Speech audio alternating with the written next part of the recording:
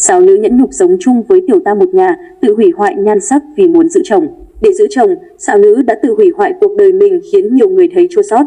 Công chúng hiện nay biết đến Thiệu Âm Âm không phải vì tài năng hay tác phẩm của bà mà đến từ những cuộc phẫu thuật thẩm mỹ thất bại.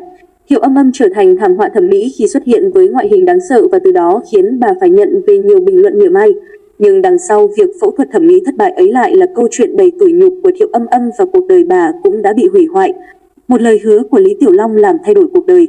Thiệu Âm Âm chưa từng ước ao được làm diễn viên, chỉ là trong một lần tình cờ được bạn thân dẫn đến tham quan công ty sản xuất phim Gia Hòa, thì cô gái trẻ đã gặp được Lý Tiểu Long. Siêu sao võ thuật bị thu hút bởi sắc đẹp của Thiệu Âm Âm, không chỉ khuyên bà theo nghiệp diễn mà còn muốn bà xuất hiện trong phim mới của mình. Dưới sức ảnh hưởng của Lý Tiểu Long, Gia Hòa ký hợp đồng với Thiệu Âm Âm nhưng đáng tiếc, sự nghiệp của bà đã gặp trục trặc bởi không bao lâu sau. Ông Hoàng Võ Thuật đột ngột qua đời, Gia Hòa phá vỡ hợp đồng, buộc Thiệu Âm Âm phải chuyển sang ký với công ty khác. Trong bộ phim đầu tay, Thiệu Âm Âm đã khiến đạo diễn ấn tượng vì diễn xuất tự nhiên và chân thực của mình. Tuy nhiên, cuối phim lại có cảnh khỏa thân và Thiệu Âm Âm phải miễn cưỡng chấp nhận, bằng không bà sẽ phải đền bù khoản tiền rất lớn. Ai ngờ, đoàn phim còn dùng cảnh lưng trần của Thiệu Âm Âm làm poster, tuy điều này khiến bà nổi tiếng nhưng lại phải nhận về ánh mắt khinh thường của người đời. Thiệu Âm Âm ký hợp đồng với công ty khác nhưng chỗ mới lại bắt bà xuất hiện trong một loạt các dự án phim cấp 3, vì điều này. Ngôi sao sinh năm 1950 bị cấm sóng vài năm ở Đài Loan, bà từng suy sụp đến mức có suy nghĩ dại dột nhưng bất thành. Cũng may, sự nghiệp của Thiệu Âm Âm không lụi tàn, bà vẫn có thể trở lại và ghi dấu ấn với khán giả, đồng thời nhận được nhiều giải thưởng có giá trị như nữ phụ xuất sắc nhất tại giải Kim Tượng. Cuộc hôn nhân dẫn đến bi kịch. Năm 1982, khi vừa chuyển hướng sang hoạt động ở Malaysia, Thiệu Âm Âm đã gặp được doanh nhân người bản địa Trần Diệu Phát. Say mê trước vẻ đẹp quyến rũ của Thiệu Âm Âm, Trần Diệu Phát đã theo đuổi bà nhiệt tình và cặp đôi cũng có đoạn kết viên mãn.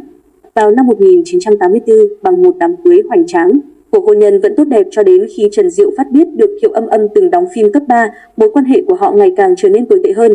Không những thế, Trần Diệu Phát còn công khai đưa tình nhân về nhà sống chung và ngồi ăn cùng với cả chính thất. Nhưng vì giữ lại gia đình cho các con, Thiệu Âm Âm đành phải cắn răng chịu đựng tất cả mọi nhục nhã. Thiệu Âm Âm rất chán nản, lại cộng thêm việc nhan sắc tàn phai vì đã bước sang tuổi trung niên nên bà đã quyết định đi làm đẹp để giữ chồng. Sau lần tiêm silicone vào cằm, gương mặt Thiệu Âm Âm đã bị biến dạng, những đau đớn về thể xác đã khiến bà phải đi phẫu thuật loại bỏ silicone. Quá trình này từng khiến Thiệu Âm Âm suýt mất mạng nhưng cuối cùng, gương mặt bà vẫn chẳng thể trở lại như xưa và còn ảnh hưởng đến cả giọng nói. Thiệu Âm Âm lao vào các cuộc phẫu thuật để cứu vãn nhưng không thành, cuối cùng bà đã biến mình thành thảm họa thẩm mỹ như bây giờ. Một gương mặt biến dạng, một cuộc hôn nhân không hạnh phúc nhưng không đủ sức quật ngã Thiệu Âm Âm. Vì thể diện của mình và các con, Thiệu Âm Âm đã quay về Hồng Kông để tìm kiếm lại cơ hội phát triển sự nghiệp. Ngay cả khi có bị người khác chê bai vì gương mặt thì Thiệu Âm Âm vẫn nỗ lực vươn lên và bà đã vượt qua tất cả. Ở tuổi xế chiều, Thiệu Âm Âm mới hiểu được người phụ nữ luôn cần phải độc lập và tự yêu chính bản thân mình. Thiệu Âm Âm đã không còn níu kéo người chồng tệ bạc nữa, thay vào đó bà sống vì bản thân và các con. Có lẽ, cuộc sống hiện tại của Thiệu Âm Âm không quá hoàn hảo nhưng bà thanh thản về tâm hồn và không còn bị trói buộc bởi bất cứ điều gì nữa.